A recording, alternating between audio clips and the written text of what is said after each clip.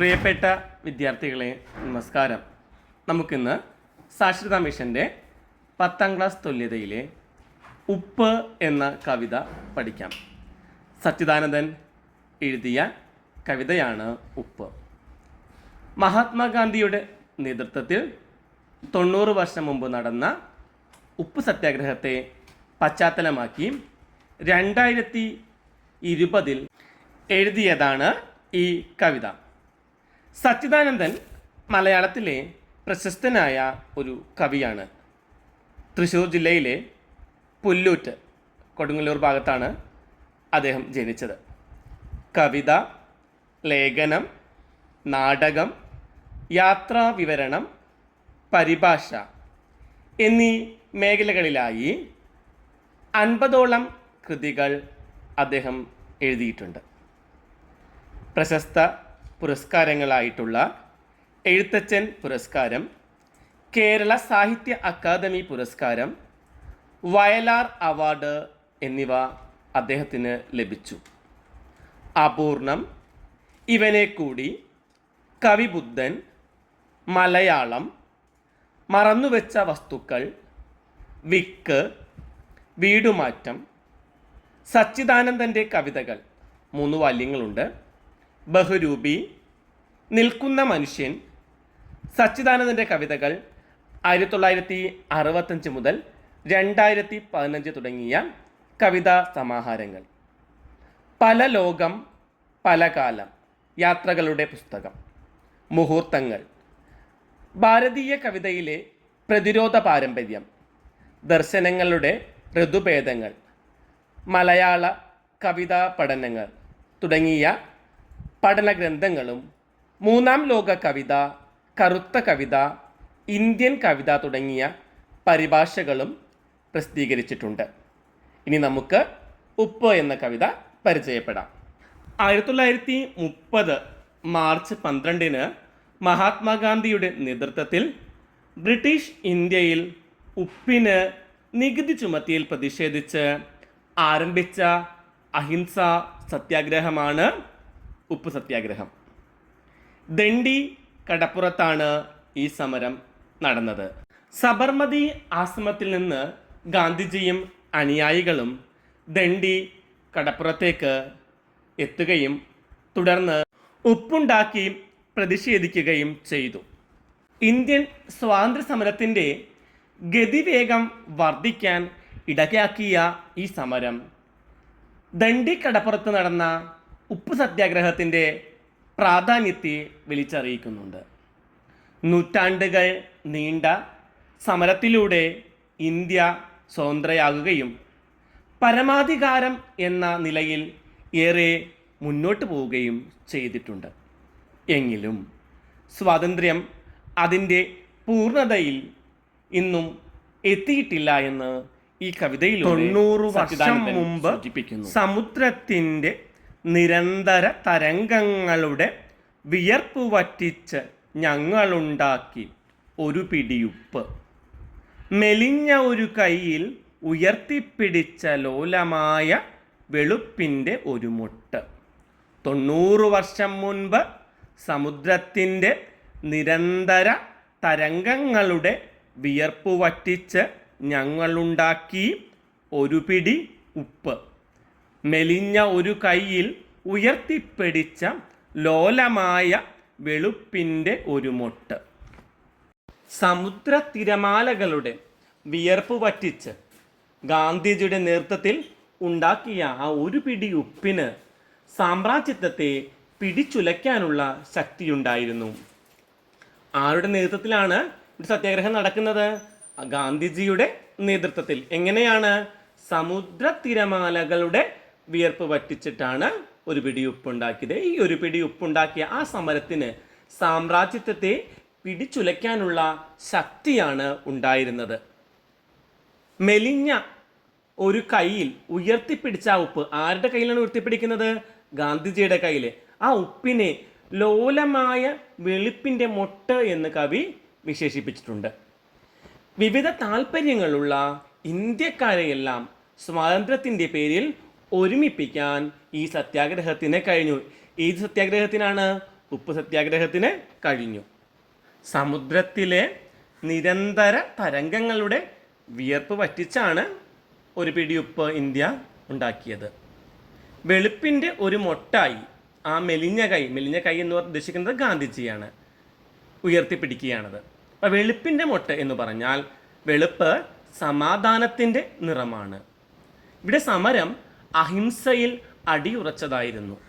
അതാണ് ഇവിടെ വെളുപ്പിൻ്റെ മൊട്ട് എന്ന പ്രതീകത്തിലൂടെ കവി വ്യക്തമാക്കുന്നത്. ആ കൈകളിൽ സാമ്രാജ്യത്വം വിലങ്ങണിയിച്ചു. പക്ഷെ അത് എണ്ണിയാലൊടുങ്ങാത്ത പല കോടി മുഷ്ടികളായി സൂര്യൻ അസ്തമിക്കാത്ത സാമ്രാജ്യത്തിനെതിരെ ഉയർന്നു വരികയാണ് ഉണ്ടായത്. ഇപ്പം ഗാന്ധിജിയുടെ കൈകളിൽ ബ്രിട്ടീഷ് പട്ടാളം വിലങ്ങണിയിച്ചു. പക്ഷേ അത് എണ്ണിയാലൊടുങ്ങാത്ത പല കോടി മുഷ്ടികളായി സാമ്രാജ്യത്തിനെതിരെ, ബ്രിട്ടീഷുകാർക്കെതിരെ, അല്ലെങ്കിൽ സൂര്യൻ അസ്തമിക്കാത്ത സാമ്രാജ്യത്തിനെതിരെ ഉയർന്നു വരുന്നു. സത്യം ഇവിടെ തടവിലാക്കപ്പെടുകയാണ്. തടവിലാക്കപ്പെട്ടത് ഉപ്പാണ് എന്ന് സാമ്രാജ്യത്വം മനസ്സിലാക്കിയതുമില്ല. ഒരു കൈ സാമ്രാജ്യത്തിനെതിരെ 60,000 കൈകളായും അനേകായിരം മുഷ്ടികളായും മാറുന്നു. രാമൻ, അള്ളാ, ഹുദാ, മിശിഹ എല്ലാമായിരുന്നു ഞങ്ങൾക്കുപ്പ്. എന്തെല്ലാമായിരുന്നു? ഞങ്ങൾക്ക് രാമൻ, അള്ളാ, ഹുദാ, മിശിഹ എല്ലാമായിരുന്നു ഞങ്ങൾക്കാ ഉപ്പ്.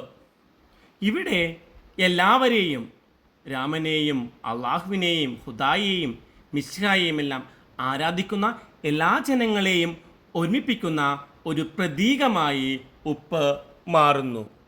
ഒരുമയുടെ ചിറകിലേറിയാണ് നാം സ്വാതന്ത്ര്യത്തിലേക്ക് മുന്നേറുന്നത്. കടൽ നുരയിൽ നിന്നുയർന്നു അടുക്കളയിലെത്തിയ പ്രവാചക, സ്വപ്നങ്ങളുടെ നിത്യസംരക്ഷകയായ വെള്ളിച്ചിറകുള്ള മാലാക, ഒരു പിടി സ്വാതന്ത്ര്യം, ഒരു പിടി സമത്വം, ഒരു പിടി സ്നേഹം, ഒരു പിടി കാരുണ്യം, ഒരു ലവണബുദ്ധൻ. എല്ലാ ജനങ്ങൾക്കും ഉപ്പ് ആവശ്യമായിരുന്നു. അത് എല്ലാവരുടെയും അടുക്കളയിലെത്തുന്ന വെള്ളച്ചിറകുള്ള മാലാകയാണ്. അത് സ്വാതന്ത്ര്യമാണ്, സമത്വമാണ്, സ്നേഹമാണ്, കാരുണ്യമാണ്, ലവണ ബുദ്ധനാണ്. ലവണ ബുദ്ധൻ എന്താണെന്ന് നോക്കാം.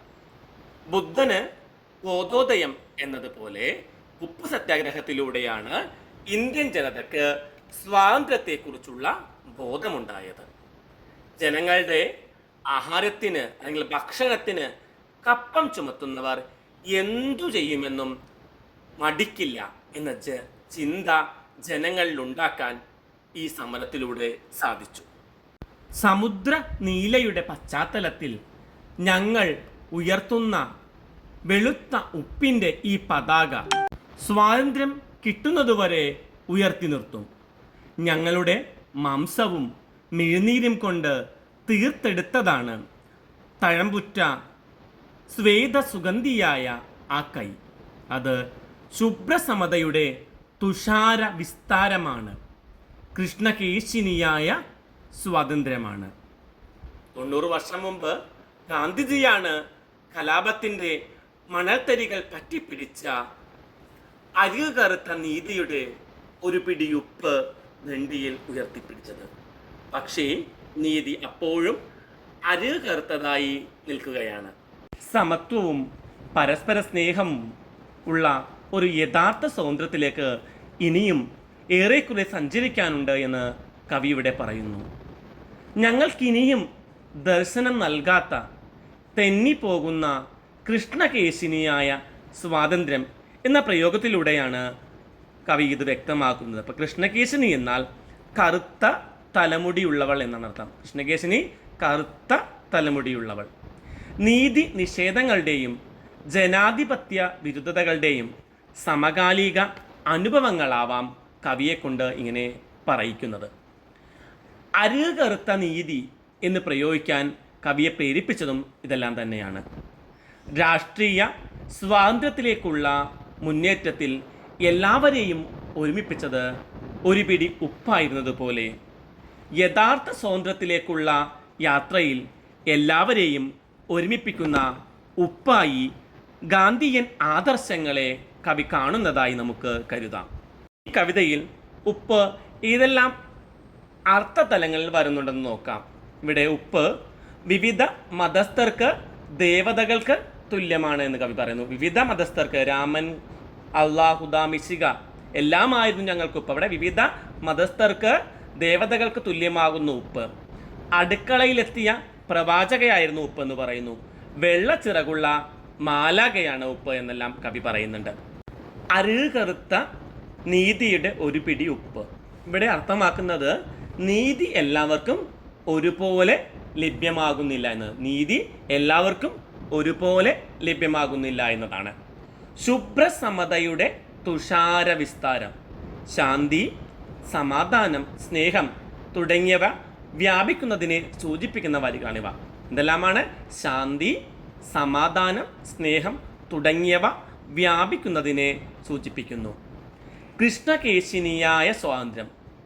തുടർച്ചയായ പ്രവർത്തനം ഉണ്ടായിട്ടും സ്വാതന്ത്ര്യം ദർശനം നൽകാതെ അകന്നകന്നു പോകുന്നു. തുടർച്ചയായ പ്രവർത്തനം ഉണ്ടായിട്ടും സ്വാതന്ത്ര്യം ദർശനം നൽകാതെ അകന്നകന്നു പോകുന്നു എന്ന് സൂചിപ്പിക്കുന്നു. കൃഷ്ണകേശിനി എന്ന പ്രയോഗം സ്വാതന്ത്ര്യത്തിന് മുമ്പുള്ള ഇരുണ്ട കാലത്തെയാണ് സൂചിപ്പിക്കുന്നത്. ഈ കവിത നമുക്ക് ഇവിടെ അവസാനിപ്പിക്കാം. മറ്റൊരു ക്ലാസ്സുമായി ഉടൻ തന്നെ കാണാം. ക്ലാസ് ഇഷ്ടമായെങ്കിൽ ലൈക്ക് ചെയ്യാനും കമൻറ്റ് ചെയ്യാനൊന്നും മറക്കരുത്. സബ്സ്ക്രൈബ് ചെയ്യാത്തവരുണ്ടെങ്കിൽ സബ്സ്ക്രൈബ് ചെയ്യുകയും വേണം. എല്ലാവർക്കും നന്ദി.